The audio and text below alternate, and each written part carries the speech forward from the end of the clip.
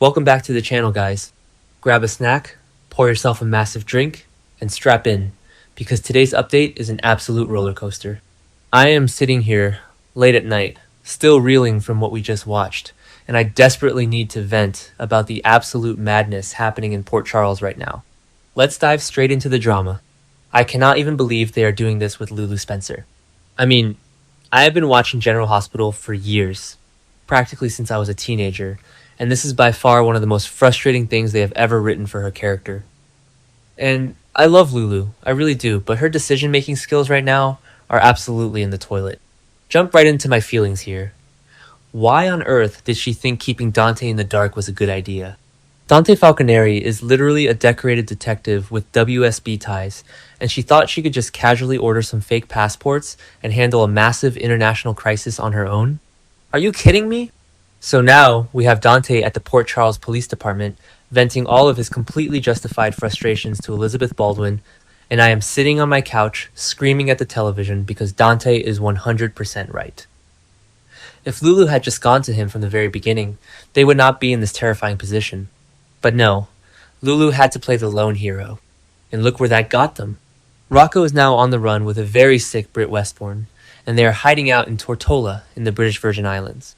I am sorry, but the sheer panic of knowing your teenage son is running from a lethal double agent like Ross Cullum is enough to give anyone a heart attack. Dante is looking at Elizabeth, and you can just see the absolute exhaustion and terror in his eyes. He is furious, and he has every right to be. Because now they are forced to rely on the exact address provided by Cassius, who, let's not forget, has been parading around town wearing Nathan West's face and lying to everyone. Wait, I am getting ahead of myself. The point is, Dante and Lulu are now forced to pack their bags and pray to whatever higher power is listening that Rocco and Britt haven't already moved on from that Tortola address by the time their plane lands. And can we talk about Elizabeth Baldwin being the ultimate sounding board here? Liz has been through so much trauma herself, so watching her stand there and absorb Dante's panic is just classic GH gold. She knows exactly what it feels like to have your kids in danger. But honestly, watching Dante lean on Liz just makes me realize how fractured his trust in Lulu is right now. Lulu kept the biggest secret imaginable, that their son is the one who pulled the trigger and shot Ross Cullum on the pier. I mean, I get a mother's instinct to protect her child, but Dante is Rocco's father. You do not shut the father out of a crisis this massive.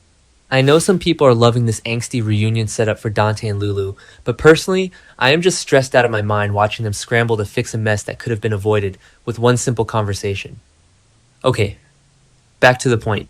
Before Lulu and Dante can even head to the airport for this desperate Tortola rescue mission, Lulu has to drop the mother of all bombshells on Laura Collins. I have been waiting for this scene for weeks, and it did not disappoint. Lulu pulls her mother aside, swears her to absolute secrecy, and finally spills the shocking truth. Rocco shot Ross Cullum. Just typing that out gives me chills. Laura's reaction is everything. She is deeply disturbed, and honestly, who wouldn't be? Laura is the mayor of Port Charles. She has spent her entire life fighting off Cassadines and mobsters, and now she finds out her teenage grandson is a shooter who is currently fleeing international assassins? Laura Collins is an absolute legend, and watching her process this information is a masterclass in soap opera acting. You can see the wheels turning in her head as she realizes the sheer magnitude of the danger Rocco is in. Cullum is not just some random thug. He is a highly trained, ruthless operative who would not hesitate to put a bullet in a teenager to get his revenge. And Lulu is standing there, practically shaking, warning her mother that she cannot tell a single soul. Not even Kevin. Not even Sonny. But here's the crazy part. Sonny already knows. Wait, does Sonny know? I am contradicting myself because there are so many secrets flying around right now that I can barely keep them straight. But the point is, Laura is now carrying this massive, heavy burden, and she has to smile and pretend everything is fine while her daughter flies off into the unknown. And then Lulu asks Laura to watch over Charlotte Cassadine while they are gone. Oh, Charlotte. Can we just take a minute to talk about this girl? She has been breaking into Windermere, scheming with Danny, and basically acting like a miniature Helena Cassadine in training. Leaving Charlotte under Laura's supervision is probably the safest bet. But let's be real, Charlotte is a wild card. If she finds out Lulu and Dante are going after Rocco, she might just try to stow away on their jet. I am dreading what Charlotte might do while the adults are distracted, but I am also totally here for the drama. Laura is gonna have her hands full trying to keep that girl in line, especially with Valentine off in Geneva trying to out-cull him to the WSB. Now, let's completely switch gears because I cannot handle the Quartermain drama right now. I am officially losing my mind over Lucy Coe. I have loved Lucy since the 90s, but she is being so incredibly ruthless right now, and I am low-key obsessed with it. So, we are in the Quartermain kitchen, and Lucy is cornering Brooke Lynn. Remember how Brooke Lynn begged Lucy for a massive favor? Brooke Lynn needed to throw the PCPD off her scent because she was the driver who fled the scene of the Ashford accident. So, she convinced Lucy to go to the police and tip them off that Willow Kane might have been the one driving that black German-made car. Well, Lucy did the dirty work. She marched right into the PCPD in person and cast suspicion on Congresswoman Willow Kane. But this is Lucy Coe we are talking about. She does not do anything out of the goodness of her heart. She wants payback. She looks Brooke Lynn dead in the eye and tells her, "It's only fair you give me something of equal value in return." Equal value. Do you know what that means? Lucy is not asking for a new pair of shoes or a free dinner at the Metro Court. She is going straight for the jugular. She wants deception shares. We all know a massive deception control battle is brewing this summer. Tracy Quartermain has been plotting to push Jen Sidwell out of the company, and Lucy wants to make sure she comes out on top. By blackmailing Brooke Lynn, Lucy is securing her own power. And honestly, Brooke Lynn is terrified. She is standing there in her own kitchen, realizing she just made a deal with the devil. Brooke Lynn is so desperate to protect her marriage to Harrison Chase that she is willing to surrender literally anything to keep Lucy quiet. Because if Chase finds out his own wife was the hit-and-run driver, and that she framed Willow for it, their marriage is over. Done. Finished. And this brings me to the most infuriating part of the entire storyline. Brooke Lynn thinks she is protecting her marriage, so she opens up to Michael Corinthos. She tells Michael that she is willing to do whatever it takes to keep Chase from finding out the truth. But Michael is the one setting the cheating trap. I am screaming at my screen! Brooke Lynn is handing Michael the exact ammunition he needs to destroy her life. Michael wants to push Chase and Willow together because he is a vindictive, manipulative jerk who cannot stand seeing anyone else happy. If Michael figures out that he can use Lucy's blackmail against Brooke Lynn to blow up her marriage, he will do it in a heartbeat. Brooke Lynn is playing checkers, and Michael is playing chess, and it is driving me absolutely insane. Okay, deep breaths. Let's move on to the mob side of town, because Sonny Corinthos is currently plotting his next move, and it is getting intense. Sonny is having a meeting with Ava Jerome, and the dynamic between these two is always electric. Ava and Ethan Lovett have been clashing constantly. They have major personality conflicts, which is just a polite way of saying they absolutely despise each other.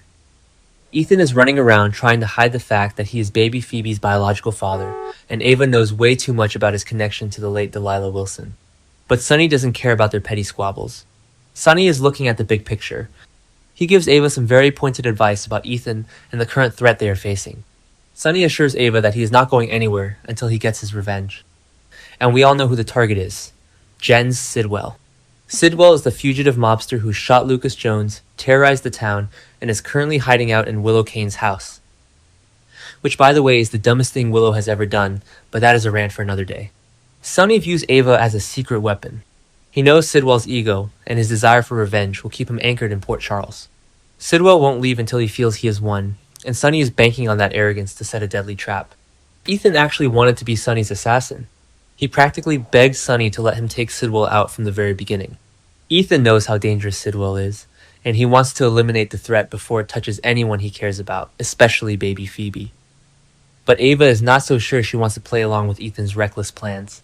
She is listening to Sonny, weighing her options, and trying to figure out how to survive this impending mob war. Will Ava listen to the father of her daughter? Or will she go rogue and try to handle Ethan and Sidwell her own way? Ava Jerome has never been one to follow orders, so I am terrified she is going to make a move that puts her right in Sidwell's crosshairs. I just can't stop thinking about the sheer scale of the danger surrounding everyone right now. You have Sidwell hiding in Willow's house, right under Chase's nose. You have Ross Cullum hunting down a sick Brit and a terrified Rocco on a tropical island. You have Dante and Lulu flying into a literal war zone with fake passports and nothing but a prayer. And you have Sonny Corinthos sharpening his knives, ready to unleash absolute hell on anyone who crosses his family. This is the General Hospital I fell in love with years ago. The stakes are sky high, the secrets are unraveling, and every single character is pushed to their absolute breaking point. I know some people are complaining about the pacing, but personally, I am here for the slow burn. The tension is building so beautifully. When Dante and Lulu finally kick down that door in Tortola, it is going to be explosive. Will they find Rocco in time? Will Britt survive this mysterious illness now that we know the syringe was just saline?